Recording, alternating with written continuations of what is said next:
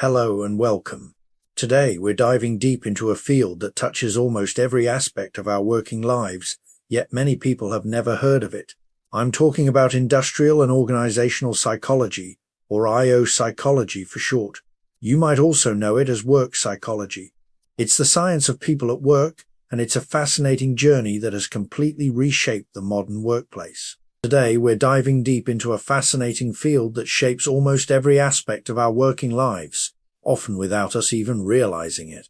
And to guide us through its history and modern applications, we have the renowned psychologist Dr. Stephen F Myler with us. Dr. Myler, thanks for joining us. So, let's start at the very beginning. Where did this all come from? Many people might be surprised to learn that the roots of IO psychology go back to the early 20th century. Think about the Industrial Revolution, with its massive factories and new ways of working. This was the era of pioneers like Frederick Taylor, often called the father of scientific management.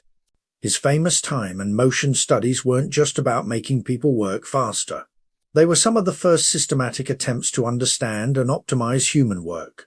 He'd literally stand there with a stopwatch, measuring every single movement a worker made, trying to find the one best way to do a job. It sounds a bit robotic now, but at the time, it was revolutionary. Around the same time, another key figure, Hugo Munsterberg, was applying psychological principles to practical problems in industry. He wrote one of the first major books on the topic, Psychology and Industrial Efficiency. He was interested in things like how to select the best workers for a job and how to design work to increase productivity. It was this marriage of scientific measurement from engineering and the study of the human mind from psychology that gave birth to this new field. Then came the World Wars, which acted as a massive catalyst. Suddenly, the military had this urgent need to select and train millions of recruits very quickly. How do you figure out who would make a good pilot versus who is better suited for intelligence work? This is where psychologists stepped in, developing some of the first large-scale group intelligence tests, like the Army Alpha and Army Beta tests. These tests helped place soldiers into roles where they were most likely to succeed. This large-scale application proved the value of psychology in the workplace and really propelled the field forward. After the wars, these same principles started being applied to civilian industries. Following the wars, we saw the rise of the human relations movement. This came from the famous Hawthorne studies. Initially, researchers were just looking at how things like lighting levels affected worker productivity at the Western Electric Hawthorne Works plant. But they stumbled upon something far more significant. They found that no matter what they did decrease the light productivity seemed to go up. They concluded that it wasn't the physical conditions that mattered as much as the social factors. The workers were more productive simply because they were being paid attention to. This discovery, known as the Hawthorne effect, shifted the focus from just the mechanics of work to the psychological and social environment. It opened the door to studying things like employee morale, group dynamics, and communication. From there, the field just exploded.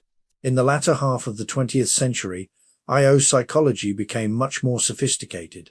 We moved beyond simple selection tests and started looking at the entire employee life cycle. This is when the O side of IO, the organizational psychology, really came into its own. Researchers and practitioners began focusing on topics like motivation. Think about theories you might have heard of, like Maslow's hierarchy of needs or Hertzberg's two-factor theory. These were attempts to understand what truly drives people at work beyond just a paycheck. It was about creating an environment where employees feel valued, engaged, and motivated to do their best work. Another huge area that developed was leadership. What makes a great leader? Is it a set of innate traits, or is it about specific behaviors that can be learned? IO psychologists developed models to understand different leadership styles: transformational, transactional, servant leadership, and so on. This led to the creation of leadership development programs and 360-degree feedback systems, which are now standard practice in many large organizations. And we can't forget the legal and ethical side. With the passage of civil rights legislation in the 1960s, there was a huge emphasis on fairness in hiring and promotion.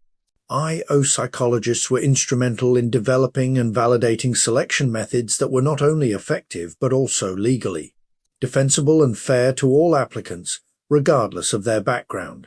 This is a critical role that continues to this day, ensuring that employment decisions are based on job-relevant qualifications, not bias. So that brings us to the modern era. Dr. Myler, how has I/O psychology evolved to what we see today in the 21st century? Today, work psychology is a powerhouse of information and techniques that are integral to modern human resources and organizational management.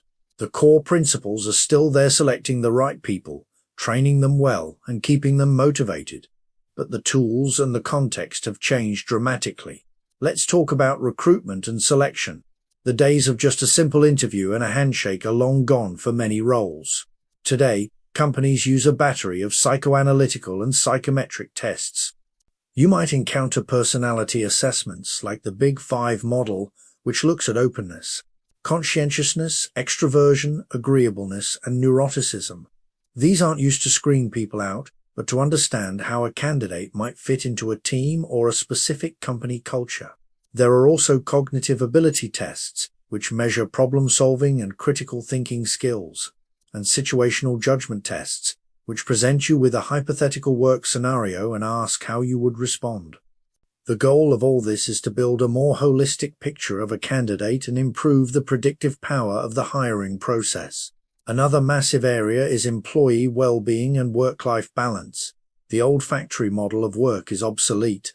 In today's knowledge economy, an employee's mental and emotional state is directly linked to their performance. So, work psychologists are at the forefront of designing programs to combat burnout, manage stress, and promote mental health in the workplace.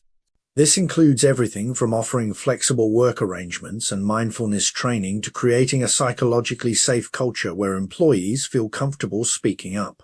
The pandemic really accelerated this trend, forcing companies to think much more deeply about remote work, virtual teams, and supporting employees' overall well-being.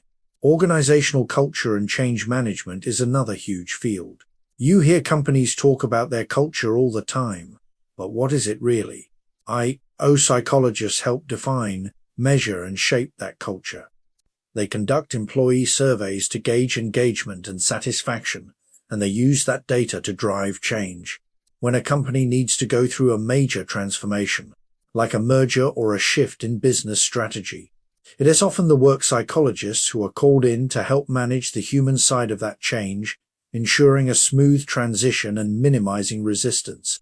And of course, we have to talk about data. The rise of people analytics is a game changer. HR departments are no longer just administrative functions.